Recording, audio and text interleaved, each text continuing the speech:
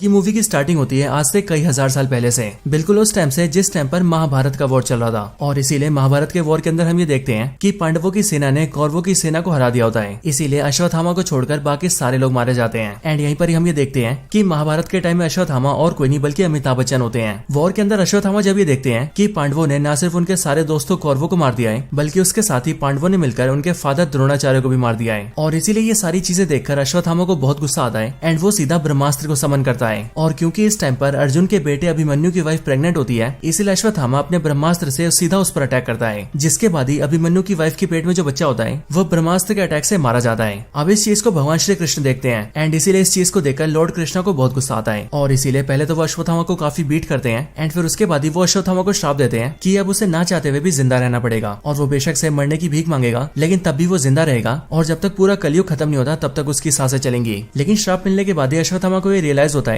कि उसने बहुत ही बड़ी गलती कर दी है एंड इसीलिए वो लॉर्ड कृष्णा से कहता है कि अब वो अपनी गलती समझ चुका है, इसीलिए वो पश्चाताप करना चाहता है। और फिर ये सुनकर ही लॉर्ड कृष्णा उसे पश्चाताप करने का मौका देते हैं। यहीं पर ही लॉर्ड कृष्णा अश्वत्थामा को बताते हैं कि अब आने वाला जो युग है वो है कलयुग, और उसी कलयुग के अंदर कली होगा जो कि एक बहुत ही पावरफुल डीमन होगा और वो दुनिया को बर्बाद करके रख देगा। लेकिन फिर उसी को मारने के लिए भगवान श्री कृष्ण जन्म लेंगे, वो भी कल्कि अवतार के अंदर। लेकिन हाँ, जब कल्कि अवतार जिस माता के जरिए जन्म ले रहे होंगे, कल्कि उसी माता को जन्म लेने से रोकेगा ताकि कल्कि का जन्म ना हो सके। और इसीलिए उसी टाइम पर अश्वत्थामा को उनकी मदद करनी होगी और ये मेक श्योर करना होगा कि कल्कि अवतार का जन्म हो। अब ये सब होने के बाद ही 6000 साल बीत जाते हैं और 6000 साल बीतने के बाद ही कहानी प्रेजेंट में आती है। कहानी के प्रेजेंट टाइम में आने के साथ ही हम ये देखते हैं कि महाभारत वॉर के खत्म होने के साथ ही कलयुग की शुरुआत हो गई थी। और इसीलिए इस कलयुग के अंदर जितने भी लोगों ने जन्म लिया है उन सभी लोगों ने खुद को काफी ज्यादा इवॉल्व किया, वो काफी ज्यादा डेवलप हुए और उन्होंने बहुत ही एडवांस टेक्नोलॉजी भी बना ली। और सिर्फ यही नहीं बल्कि अपने अपने बचाव के लिए उन सब ने काफी पावरफुल और एडवांस वेपन्स भी क्रिएट किए। लेकिन अब क्योंकि कलयुग के इंसानों के अंदर बहुत ज्यादा गुस्सा और नफरत है, इसीलिए अपने गुस्से और नफरत के चलते वो सब आपस में लड़ने लगे, जिसके रिजल्ट में उन सबके बीच वॉर छिड़ गई। एंड उन सारी वॉर्स के अंदर उन्होंने न सिर्फ एक दूसरे को मारा बल्कि एक दूसरे को मारने के साथ ही उन्होंने पूरी दुनिया को भी बर्बाद कर दिया। इसीलिए प्रेजेंट टाइम के अंदर हम ये देखते हैं कि अब पूरी दुनिया डिस्ट्रॉय हो चुकी है और इसीलिए पूरी दुनिया के अंदर सिर्फ एक ही ऐसा शहर है जो कि इस टाइम पर जीने लायक है, और उस शहर का नाम है काशी, जो कि इंडिया के अंदर है। इसके साथ ही यहीं पर हम ये भी जानते हैं कि असल में काशी दुनिया का पहला शहर भी है, यानी कि जब मानव सभ्यता बसना शुरू हुई थी तब उस टाइम पर काशी सबसे पहले बसाया गया था। यहाँ पर हमें पता लगता है कि काशी शहर को छोड़कर पूरी दुनिया के अंदर ऐसा कोई भी शहर नहीं है जो कि जीने लायक है, क्योंकि वो सारी जगह बर्बाद हो चुकी है। हालांकि यहाँ पर हम ये भी जानते हैं कि काशी के अलावा एक और ऐसा शहर है जो कि जीने लायक है और उस शहर का नाम है शंबाला। लेकिन हाँ, मूवी के अंदर बहुत ही कम लोग ये जानते हैं कि शंबाला शहर कहाँ पर है। स्पेशली इसके बारे में सिर्फ वही लोग जानते हैं जो कि शंबाला में रहते हैं। अब मैं आप सबको इन रियलिटी बताऊं तो एक्चुअल रियलिटी के अंदर शंबाला नाम का कोई शहर नहीं है। लेकिन हाँ, अगर बुद्धिस्ट रिलीजन की माने तो बुद्धिस्ट लोग ऐसा मानते हैं कि शंबाला नाम का एक शहर एग्जिस्ट करता है और उनकी मान्यताओं के मुताबिक ये शहर हिमालयास के अंदर है, बट एक्चुअल में इसके बारे में कोई नहीं जानता है। और इसीलिए जिस तरह से इन रियलिटी शंबाला एग्जिस्ट करता है, ठीक उसी तरह से इसे मूवी में भी दिखाया गया है, क्योंकि मूवी में भी शंबाला शहर के बारे में कोई भी नहीं जानता है और ये भी एक छुपी हुई शहर है जिसका लोकेशन बहुत कम लोगों को पता है। अब काशी शहर के अंदर हम ये देखते हैं कि काशी के अंदर कई सारे लोग हैं और उन सब में से कुछ लोग अमीर हैं और बाकी सब लोग गरीब हैं, और इसीलिए जो भी लोग गरीब हैं उनकी जिंदगी बहुत बुरी है। इसके साथ ही काशी शहर के मिडिल एरिया के अंदर एक कॉम्प्लेक्स नाम की बहुत बड़ी जगह है जो कि देखने में एक उल्टे से ट्रायंगल जैसा दिखता है, लेकिन ये कॉम्प्लेक्स नाम का ऑब्जेक्ट काफी ज्यादा बड़ा है और इसके अंदर खाना, साफ पानी, साफ एयर, अच्छे कपड़े, अच्छे घर, पेड़ पौधे, साफ नदियाँ, साफ जंगल और इस तरह की सारी चीजें हैं। एंड इसीलिए जो भी अमीर लोग हैं वो सब लोग इसके अंदर रहते हैं। हालांकि इस कॉम्प्लेक्स को काफी सिस्टमैटिकली तरीके से चलाया जाता है और जो इस पूरे कॉम्प्लेक्स को रूल करता है उसे सुप्रीम कहा जाता है। पूरा नाम कहे तो सुप्रीम यास्किन। अब ये जो सुप्रीम यास्किन है ये ना सिर्फ पूरे कॉम्प्लेक्स को रूल करता है बल्कि इसके साथ ही सब कुछ को मैनेज करने के लिए इसके पास खुद की आर्मी भी है, जिस आर्मी के सोल्जर्स इसके कहने पर सारे काम करते हैं। और इन सारी आर्मी को मैनेज करने के लिए इसके पास एक कमांडर भी है जो कमांडर ही आर्मी को ऑर्डर्स देता है। इसके साथ ही हम ये भी जानते हैं कि पूरे कॉम्प्लेक्स से लेकर पूरे काशी शहर के अंदर कोई डॉलर या फिर रुपीस जैसी करेंसी नहीं चलती, बल्कि यहाँ पर जो चलता है उसे यूनिट्स कहते हैं और ये यूनिट्स ही यहाँ के पैसे के बराबर है। और इसीलिए जो भी रिच आदमी इस कॉम्प्लेक्स के अंदर रहना चाहता है उसे यहाँ पर आने के लिए 1 मिलियन यूनिट्स देने पड़ते हैं, यानी कि सिंपली 1 मिलियन यूनिट्स दीजिए और फिर उसके बाद से आप कॉम्प्लेक्स के अंदर रह सकते हैं। लेकिन 1 मिलियन यूनिट्स का मतलब है 10 लाख यूनिट्स, और इतने ज्यादा यूनिट्स किसी गरीब आदमी के पास नहीं है, इसीलिए उन सबको कॉम्प्लेक्स के बाहर रहना पड़ता है। लेकिन हाँ, वो सब भी कॉम्प्लेक्स के अंदर जाने का सपना जरूर देखते हैं। अब इसके बाद ही एंट्री होती है हमारी मूवी के मेन हीरो की, यानी कि रेबल स्टार प्रभास की, जिनके कैरेक्टर का इस मूवी के अंदर नाम है भैरवा।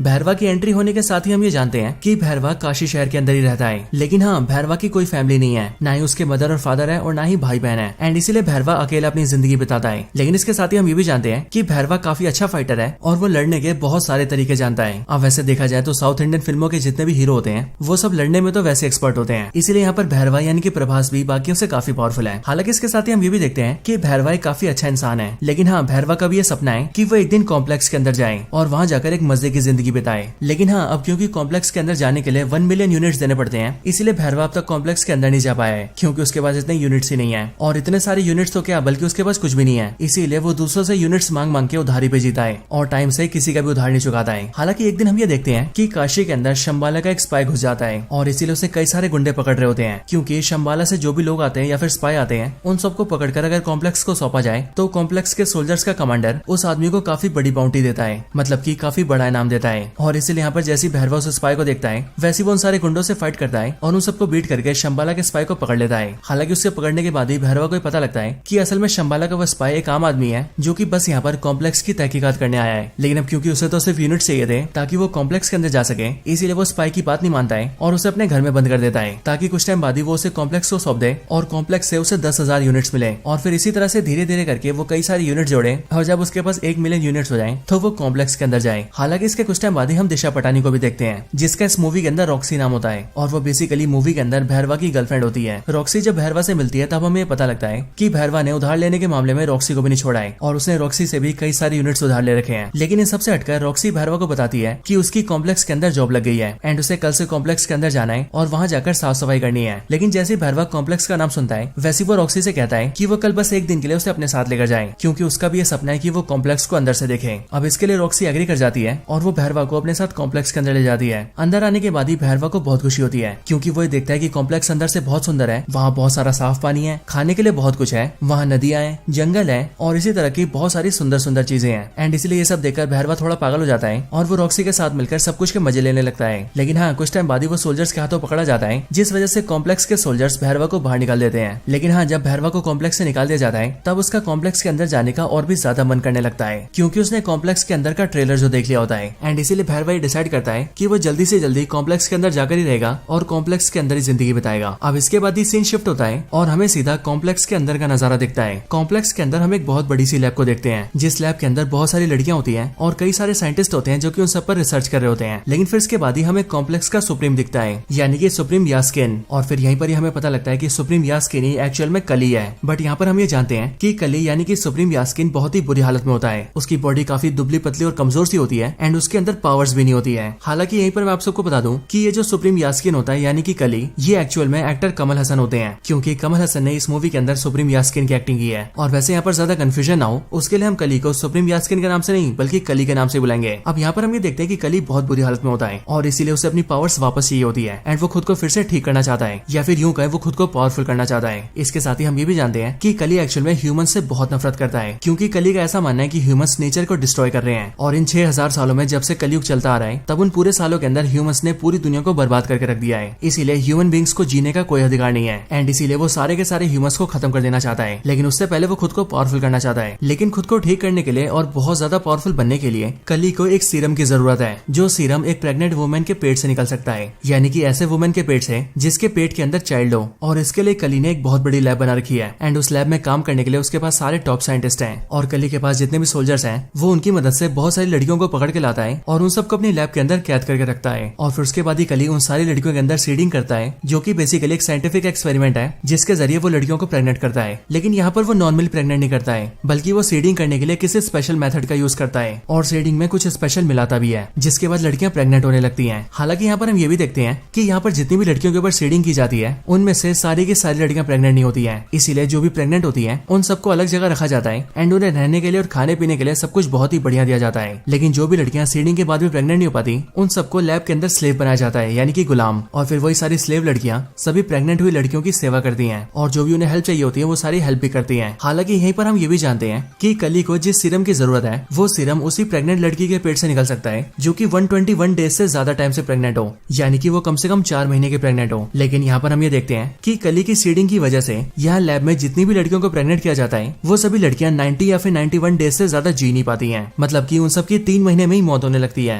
लेकिन तब भी कली लगातार लड़कियों के ऊपर सीडिंग करवाता रहता है ताकि एक न एक दिन उसे ऐसी लड़की मिले जो कि 121 डेज से ज्यादा टाइम तक प्रेग्नेंट हो, और जिस दिन ऐसा हुआ उस दिन उसे सीरम मिल जाएगा। अब इन सब के बाद यहीं पर ही हम दीपिका पादुकोण को देखते हैं जो कि लैब के अंदर कैप्चर की हुई लड़कियों में से एक होती है। लेकिन हाँ, यहाँ पर हम ये देखते हैं कि दीपिका पादुकोण प्रेग्नेंट नहीं होती है, बल्कि वो उन लड़कियों में से एक होती है जो कि सीडिंग के बाद भी प्रेग्नेंट नहीं हो पाई थी एंड इसीलिए वो यहाँ पर एक स्लेव की तरह काम करती है और जो भी प्रेग्नेंट है उन सबकी हेल्प करती है। इसके साथ ही हमें ये भी पता लगता है कि दीपिका पादुकोण जब बहुत छोटी थी तब उसी टाइम पर उसके पेरेंट्स ने उसे कॉम्प्लेक्स के अंदर भेज दिया था, इसीलिए वो बचपन से यहाँ पर है। इसके साथ ही उसका जो नाम है वो यहाँ पर सम 80 रखा गया है, यानी कि SUM सम और 80। हालांकि कुछ दिनों के बाद ही हम ये देखते हैं कि एक्चुअल में दीपिका पादुकोण यानी कि सम 80 प्रेग्नेंट है और उसे प्रेग्नेंट हुए टोटल 5 महीने हो चुके हैं, यानी कि 150 डेज से भी ज्यादा। और सच में ये बहुत ही बड़ी बात थी, लेकिन एक्चुअल में दीपिका ने इस बात को सबसे छुपा कर रखा था और उसने किसी को पता नहीं लगने दिया था कि वो इतने टाइम से प्रेग्नेंट है। हालांकि इसके कुछ टाइम बाद ही हम ये भी देखते हैं कि दीपिका के बहुत टाइम छुपाने के बाद भी इस चीज को एक सोल्जर देख लेता है और इसीलिए वो सीधा कॉम्प्लेक्स के कमांडर को बता देता है कि दीपिका 150 डेज से भी ज्यादा प्रेग्नेंट है। और फिर इसीलिए लैब वाले उसे उठा लेते हैं एंड उसकी बॉडी को एक बड़ी सी मशीन में डाल देते हैं एंड उसके पेट से सीरम को एक्सट्रैक्ट करने की कोशिश करते हैं। लेकिन जब एक्सट्रैक्शन को स्टार्ट किया जाता है तब जैसे ही सिर्फ एक ही बूंद एक्सट्रैक्ट होता है, वैसे ही एक बूंद के एक्सट्रैक्ट होने के साथ ही वो मशीन रुक जाती है और फिर उसके बाद ही पावर सप्लाई कट जाती है, लाइटें धीरे धीरे करके जलने बुझने लगती हैं एंड आसपास की सारी चीजें हिलने लगती हैं। और फिर इसी टाइम पर दूसरी तरफ हम ये देखते हैं कि यहाँ से थोड़ी दूरी पर एक टेम्पल होता है और उसी टेम्पल के अंदर अश्वत्थामा होता है, जो कि वैसे तो काफी टाइम से मेडिटेशन में होता है, लेकिन अभी अचानक से उसकी आंखें खुलती हैं और वो इस बात को फील करता है कि कल की अवतार जन्म लेने वाले हैं और इसीलिए भगवान उसे संकेत दे रहे हैं कि वो उनके जन्म होने में कोई बाधा ना आने दे। एंड फिर इसके लिए अश्वत्थामा वहाँ से निकल जाते हैं और वो उसी वुमेन को ढूंढने लगते हैं जो वुमेन कल की अवतार को जन्म देने वाली है। हालांकि इसी टाइम पर हमें भी ये पता लग जाता है कि असल में जो कल की अवतार को जन्म देने वाली है वो और कोई नहीं बल्कि दीपिका पादुकोण है, यानी कि सम 80। इसके बाद ही हम कॉम्प्लेक्स में देखते हैं जहाँ पर सिर्फ एक बूंद सीरम के निकलने के बाद ही एक्सट्रैक्शन रुक गया था। लेकिन फिर इसके अगले पल ही हम ये देखते हैं कि जिस मशीन के अंदर दीपिका होती है उसी मशीन के अंदर उसकी एक फ्रेंड आ जाती है जो कि दीपिका की तरह ही एक स्लेव थी और वो दीपिका को वहाँ से निकाल लेती है एंड वो एक खुफिया रास्ते से होते हुए काफी नीचे आ जाती है। वहाँ पर आने के बाद ही वो दीपिका को बताती है कि वो असल में शंबाला की एक स्पाई है एंड वो पिछले 2 सालों से कॉम्प्लेक्स के अंदर है और यहाँ आकर वो सारी इन्फॉर्मेशन इकट्ठा कर रही है ताकि वो इन सब के बारे में शंबाला शहर के अंदर बता सके। नीचे लाने के बाद ही वो दीपिका को गेट के पास ले आती है और वो दीपिका को बताती है कि यहाँ पर एक खुफिया गेट है जहाँ से वो लोग कॉम्प्लेक्स से बाहर निकल सकते हैं। इसके साथ ही वो ये भी बताती है कि उसने अपने कुछ दोस्तों को सिग्नल देकर वहाँ पर बुला लिया है और इसलिए वो ये चाहती है कि दीपिका वहाँ से निकल जाए, जिसके बाद उसके दोस्त उसे सीधा शंबाला ले जाएंगे और वहाँ पर वो सुरक्षित रहेगी। हालांकि दीपिका उससे ये पूछती है कि वो आखिर ये सब क्यों कर रही है, जिस पर वो दीपिका को बताती है कि असल में शंबाला एक काफी पवित्र शहर है एंड वहाँ पर हम सबका ये मानना है कि एक औरत भगवान को जन्म देगी, यानी कि कल की अवतार को, जिसके बाद ही वो कल की अवतार सारे इंसानों का भला करेंगे और इसी उम्मीद पर हमारा पूरा शंबाला शहर जी रहा है। एंड मुझे ऐसा लगता है कि तुम ही वो औरत हो जो कि भगवान को जन्म देने वाली है, इसीलिए मेरा कर्तव्य है कि मैं तुम्हारी जान बचाऊं। इसके बाद ही वो दीपिका से कहती है कि वो यहाँ से बाहर निकल जाए और उसके पीछे सोल्जर्स ना आए, इसीलिए उन्हें रोकने के लिए वो यहाँ पर रुकेगी। ये सुनकर दीपिका वहाँ से बाहर आ जाती है और बाहर आने के बाद ही वो देखती है कि उसके सामने शंबाला के 3 और एजेंट्स होते हैं जो कि दीपिका को ले जाने के लिए एक बड़ी सी गाड़ी लेकर आए होते हैं। वो तीनों जल्दी से दीपिका को बिठाते हैं और उसे लेकर वहाँ से निकल जाते हैं और जल्दी से जल्दी शंबाला पहुंचने की कोशिश करते हैं। हालांकि इसके बाद ही हम कॉम्प्लेक्स में ही देखते हैं कि कमांडर को ये पता लग जाता है कि सम 80 वहाँ से निकल चुकी है और इसीलिए वो अपने सारे सोल्जर्स को उसके पीछे लगाता है एंड सबसे ये कहता है कि वो उसे पकड़ कर लेकर आए। इसके साथ ही वो शहर के अंदर भी अनाउंस कर देता है कि जो भी सम 80 को पकड़ कर लाएगा उसे इनाम के तौर पर 5 मिलियन यूनिट्स मिलेंगे। एंड इसलिए यहाँ पर हम ये देखते हैं कि इस वाले ऑफर को भैरवा भी देखता है और इसीलिए वो ये सोचता है कि अगर उसने सम 80 को पकड़ लिया तो उसे 5 मिलियन यूनिट्स मिलेंगे एंड देन उसके बाद वो बड़े आराम से कॉम्प्लेक्स के अंदर जा पाएगा और इसलिए वो भी दीपिका की यानी कि सम 80 की तलाश में निकल जाता है। इधर जो 3 लोग दीपिका को शंबाला लेकर जा रहे थे हम उनके बारे में भी जानते हैं एंड यहाँ पर हमें पता लगता है कि इनके नाम वीरान और कायरा होते हैं एंड इन दोनों के साथ इनका एक और साथी होता है। और यहाँ पर हम ये भी देखते हैं कि यहाँ पर कायरा दीपिका से उसका नाम पूछती है, जिस पर वो उसे बताती है कि उसका नाम सम 80 है, पर फिर वो दीपिका से कहती है कि उसे उसका नाम सम 80 नहीं रखना चाहिए बल्कि इससे बढ़िया उसे उसका नाम सुमति रखना चाहिए। और फिर यहीं से हम ये देखते हैं कि दीपिका अपना नाम सम 80 नहीं बल्कि सुमति रख लेती है। हालांकि इसके कुछ टाइम बाद ही हम ये देखते हैं कि कॉम्प्लेक्स के सोल्जर इन्हें ढूंढ लेते हैं और इसीलिए वो लोग इन पर अटैक कर देते हैं और सुमति को वहाँ से ले जाने की कोशिश करते हैं। पर फिर उसी टाइम पर यहाँ पर एंट्री होती है अश्वत्थामा की, यानी कि अमिताभ बच्चन की, जो कि यहाँ पर जैसे आते हैं वैसे वो सारे सोल्जर्स को बीट कर देते हैं और इन सबको पेल पाल के वो सुमति को बचा लेते हैं। एंड वो सुमति से ये भी कहते हैं कि अब से वही उसकी हिफाजत करेंगे क्योंकि वो बहुत ही जल्दी भगवान को जन्म देने वाली है। हालांकि इसके कुछ टाइम बाद ही हम ये देखते हैं कि वहाँ पर भैरवा भी आ जाता है जिसने की सुमति को ढूंढ लिया होता है और इसीलिए यहाँ पर आने के बाद ही वो सुमति को ले जाने की कोशिश करता है, जिस वजह से भैरवा और अश्वत्थामा दोनों के बीच फाइट होती है। एंड इसी फाइट में अश्वत्थामा भैरवा को पटक देता है और उसे बुरी तरह से हरा देता है, जिसके बाद वो सब लोग सुमति को लेकर सीधा शंबाला निकल जाते हैं। इधर दूसरी साइड जैसी कमांडर को पता लगता है कि सोल्जर्स को सुमति मिली थी, वैसे वो अपने कई और सोल्जर्स के साथ मिलकर सीधा उसी जगह पर आ जाता है जहाँ पर भैरवा और अश्वत्थामा की फाइट हुई थी। लेकिन वहाँ पर आने के बाद ही वो देखता है कि वहाँ पर उसके सारे सोल्जर्स की लाशें पड़ी हैं। इसके साथ ही वहाँ पर भैरवा भी पड़ा हुआ है जो कि अश्वत्थामा से फाइट हार गया था। यहाँ पर कमांडर भैरवा को अरेस्ट करने का ऑर्डर्स देता है, इसीलिए सोल्जर्स भैरवा को अरेस्ट कर लेते हैं। लेकिन अरेस्ट होने के बाद ही भैरवा कमांडर से कहता है कि जब वो लोग सुमति को यहाँ से लेकर जा रहे थे तब उसने ये सुना था कि वो लोग शंबाला जा रहे हैं और कोई भी नहीं जानता कि शंबाला कहाँ पर है, लेकिन वो अकेला ऐसा इंसान है जो कि शंबाला जा सकता है। इसीलिए अगर कमांडर उसे सिर्फ एक मौका देंगे तो वो उनके लिए सुमति को ले आएगा। ये सुनकर कमांडर एग्री कर जाते हैं और वो भैरवा को एक मौका देते हैं और वो उससे कहते हैं कि अगर वो सुमति को शंबाला से लेकर आ गया तो फिर उसके बाद वो खुद ही उसे कॉम्प्लेक्स के अंदर एंट्री देंगे एंड फिर उसके बाद से वो कॉम्प्लेक्स के अंदर बड़े आराम से रह पाएगा। अब इसके बाद ही भैरवा सीधा अपने घर आता है और घर आकर शंबाला के उस स्पाई को आजाद कर देता है जिसे उसने आज से काफी टाइम पहले पकड़ा था।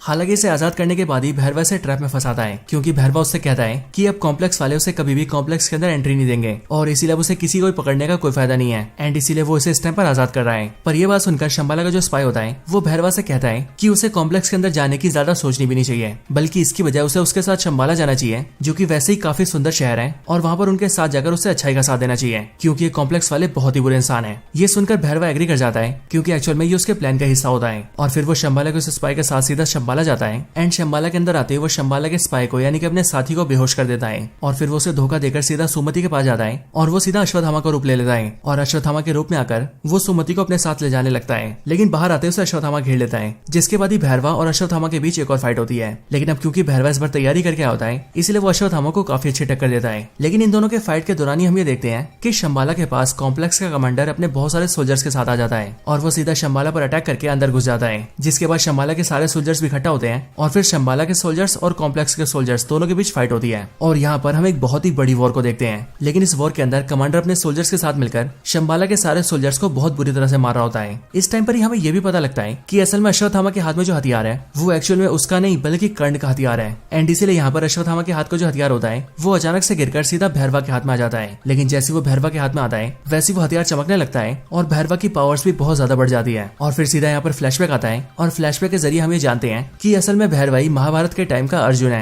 और यहाँ पर उसकी अर्जुन वाली असली पावर्स जाग चुकी है और फिर इसके लिए भैरवा कुछ टाइम के लिए अर्जुन बन जाता है और वो सीधा कमांडर के सारे सोल्जर से लड़ने लगता है एंड फिर वो सारे सोल्जर्स को मार देता है और एंड में वो कमांडर को भी मार देता है और फिर इस तरह से वो सुमति को बचा लेता है। लेकिन फिर जैसे वो अपना हथियार छोड़ता है वैसे हम ये देखते हैं कि वो एक बार फिर से भैरवा बन जाता है यानी कि वही भैरवा जिसे कॉम्प्लेक्स के अंदर जाना है और इसीलिए होश आते वो सीधा सुमति को उठाता है और उसे लेकर अपनी गाड़ी में बैठ जाता है और वहां से सीधा अपनी गाड़ी को फ्लाई करता है और शंबाला से निकल जाता है। इस टाइम पर अश्वत्थामा से रोकने की कोशिश करता है लेकिन वो भी भैरवा को रोकने में फेल हो जाता है और भैरवा सुमति को लेकर अपने साथ निकल जाता है। अब इसके बाद ही हमें सीधा कॉम्प्लेक्स का सीन दिखाया जाता है जहाँ पर हम कली को देखते हैं। अब आपको याद हो तो जिस टाइम पर सुमति का एक्सट्रैक्शन चल रहा था उस टाइम पर मशीन के बंद होने तक वहाँ पर एक बूंद सीरम को निकाल लिया गया था एंड इसलिए यहाँ पर हम ये देखते हैं कि उसी एक बूंद सीरम को सीधा कली के हाथ में दिया जाता है और फिर कली जैसी उसे लेता है वैसी सीरम के उस एक बूंद को वो अपनी बॉडी में डाल लेता है और जैसी वो एक बूंद सीरम कली की बॉडी में जाता है वैसे हम ये देखते हैं कि कली की दुबली पतली और कमजोर सी बॉडी बहुत ही पावरफुल और मस्कुलर हो जाती है और वो बहुत ज्यादा शक्तिशाली हो जाता है। और फिर इसके बाद ये कली डिसाइड करता है कि अब उसे बाकी का पूरा सीरम चाहिए और इसके लिए वो खुद ही सुमति को ढूंढेगा और उसके अंदर से सारा सीरम निकाल लेगा और जब ऐसा होगा तब कली इतना ज्यादा पावरफुल हो जाएगा कि तब उसे रोकने वाला कोई भी नहीं होगा, यहाँ तक कि भगवान भी नहीं। हालांकि दोस्तों यहीं पर ये मूवी एंड हो जाती है और इसीलिए जब इस मूवी का नेक्स्ट पार्ट आएगा तभी हमें पता लगेगा कि इसकी आगे की स्टोरी में क्या होने वाला है। लेकिन हाँ दोस्तों तब तक के लिए इसकी स्टोरी यहीं पर एंड होती है। सो दोस्तों यही थी वीडियो कल की मूवी के ऊपर। आप सबको इस मूवी की स्टोरी और हमारी वीडियो कैसी लगी ये आप मुझे कमेंट्स के अंदर जरूर बताना और अगर आप सभी का कोई और रिकमेंडेशन हो तो आप वो भी मुझे कमेंट्स के अंदर बता सकते हैं। बाकी वीडियो पसंद आई हो तो इसे लाइक जरूर करें और कमेंट्स के अंदर भी कल की जरूर लिखें। आप वीडियो को लाइक और कमेंट जरूर करना क्योंकि जब आप वीडियो को लाइक करेंगे और कमेंट्स के अंदर कल की लिखेंगे तब हमें भी ये पता लगेगा कि आप सबको वीडियो बहुत पसंद आई है। और हाँ अगर आपको सच में वीडियो ज्यादा पसंद आई हो तो आप वीडियो को लाइक और कमेंट करने के साथ साथ वीडियो को शेयर भी कर देना ताकि आपके साथ